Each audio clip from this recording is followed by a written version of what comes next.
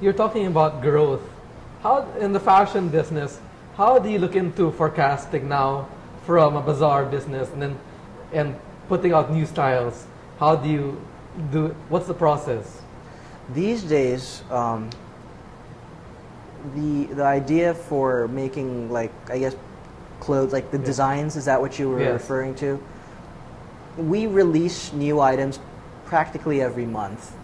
Whether the previous practice was releasing items maybe every other quarter. Yes. I guess generally in the fashion industry these days, whether it's ready to wear or whether it's in bazaars or in the department stores, it's become really, it has more of a fast food feel to it. So there's the upside of actually generating more sales because people will actually buy more products more often. But at the same time, there's that you run into the risk of actually making wrong designs or just doing something at a whim which really won't sell. So it's an interesting time to be in fashion. So what is a wrong design for you? I did a couple of designs that were, I mean, they sold well, but they weren't, I wouldn't say they were wrong financially speaking, but in terms of the consistency and the theme of the brand. And just, well, that's, I guess you're allowed, I guess, 3 strikes, and that was like my 1 strike when I first started out. Okay. But it's interesting to really be in fashion right now, and I guess in retail in general, because the inventory turnover is just amazing these days with the amount of products that you have to come out with in a short amount of time. So whether you're producing the products home-based or whether you're importing it as well, you really have to be on your toes. I'm finding this information amazing because there's a so-called financial crisis right now, and you're saying people are buying more clothes? No, people want more choices. More choices. And what makes it difficult is people want more choices at lower prices. Okay. And as a retailer, you're hard pressed to solve that dilemma. But in the consumer perspective, it's a win-win for you. You get more choices, but at the same time, you get further markdowns, or they're at lower prices. So I guess people are looking for value for money. People are increasingly looking for value for money. So you could either, as a retailer, you could either do 2 things. You could either come up with products that are more basic for a down economy, or you could come up with truly different products that are affordable. And or worth its price. Or worth its price. I've taken both of those concepts. I've released several designs in the past couple of months that are just really basic items that really aren't that trendy. But then a quarter of my items are sort of more venturing into the more stylish, the market. So it's another balancing act that you really have to do. Okay, so how many styles do you release in a month? 15 to 20. 15 to 20. About 15 to 20, and it's a mix of tops, and sometimes I'll have 1 or 2 bottoms. So what's the process into getting into, I'm going to X this design, I'm going to go into this design? Like, what's the process of elimination? It's more, for me, it's more spontaneous. If I catch, I'm a fan of old movies, so if I catch something I like on the screen, on TV, I'll probably think about it. If there's a book I just read, and sort of visualizing what that guy or that person wore in that book, it sort of comes out. And then I whittle it down to, from 30 ideas, you just whittle it down to 20, to 15, and then to 10. And from there, you sort of have an idea of what you want to release for the next month. And some of the designs, you may go back to them, and they'll be released like in the month succeeding. So it's more of a spontaneous process for me. Not really. There's some research into it. But there is some order in the chaos. But what part of what makes it really interesting and exciting is the amount of flexibility that I get to design. That's the most interesting and fun part that I have about it. What designs are you most excited now?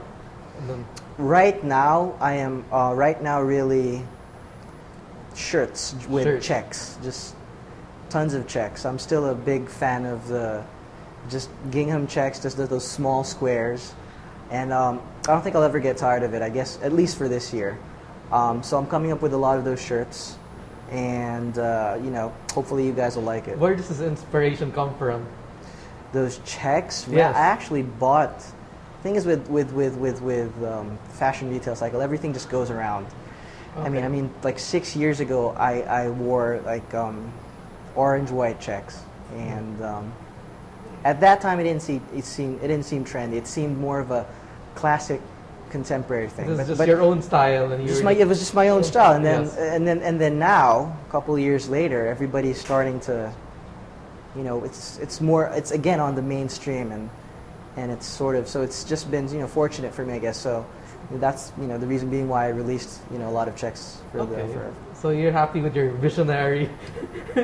I'm happy of how the brand is going, I guess. Yes. You know, it's always, you know, I'm happy of, you know, where you know, how the sales are, how, like, the people, like, that give feedback on it as well. And so now, what are your plans for Dean and Trent? The future. What do you plan for the brand? Do you plan to open more stores? Do you plan to? Well, if we're lucky enough, we'd like to have a couple more stores.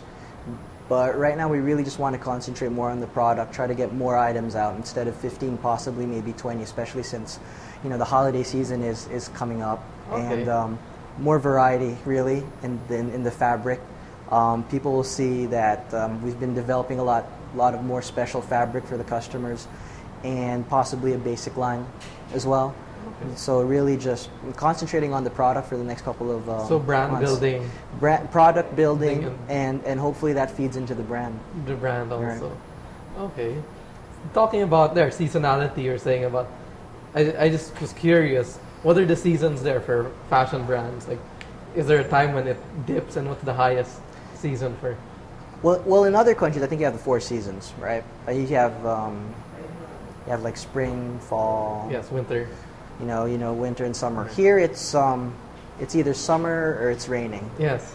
And it gives you a lot of flexibility, I guess. I mean, in terms of like, if it's raining half of the time, you'd want to have raincoats half of the time. If it's summer, or if it's hot most of the time, you want more, you know, short sleeves most of the time, or shorts for that matter. Yes. So how do you temper that here to stretch out your ideas, that you're not like in the States where you're four seasons and each season has a totally different design. Now you just have 2 designs. I keep it simple. You could just when you have the rainy season, I guess you keep things warm. I guess you have more hoods, more long sleeve items, thicker fabrics, right? Yeah. So I guess when it comes to the summer seasons, obviously you have more of those. You have more short sleeves, I guess. You have more shorts. You have more comfortable fabrics, and it really is fortunate. I guess it's a situation where, but you can do a couple of different designs, really. Okay. And I guess it's just up to really the imagination to figure it out. In terms of fabric, for the summer, I just want to delve more into what kind of fabrics for the summer and what fabric is for the rainy days, the thicker, so people get a little information on that. For summer, I guess you want to deal more with linens. Okay. You want to deal with linens, and you want to deal with knits that are thinner and more comfortable, more breezy fabrics, really. For the rainy season, you want to do those waterproof fabrics and thicker fabrics, I guess, in terms of knits. Okay. So just to give you a general idea. Yeah. Now, what about for the future of branding? What are you going to look into with your website? Are there things that more behind the scenes? More behind the scenes. More behind the scenes. We're coming up with a video soon. I'm really excited about that, and more interactivity with the customers. We have a newsletter. If anybody wants to sign up to it, it's on the website. There's a link that you guys can click on there. We release it every month, and it's called the Dean and Trent newsletter. So you get updates really of what products we're releasing for the succeeding months. Okay. What about your membership card? Membership card is in the works. It's glad that you mentioned that. I almost forgot about that. It should be released sometime within November. Loyal customers of Dean and Trent will get discounts on the items that they purchase at the department stores, and hopefully we can get it out by November. Of this year. What about, and then more about the marketing, I guess while you still have time, is more about you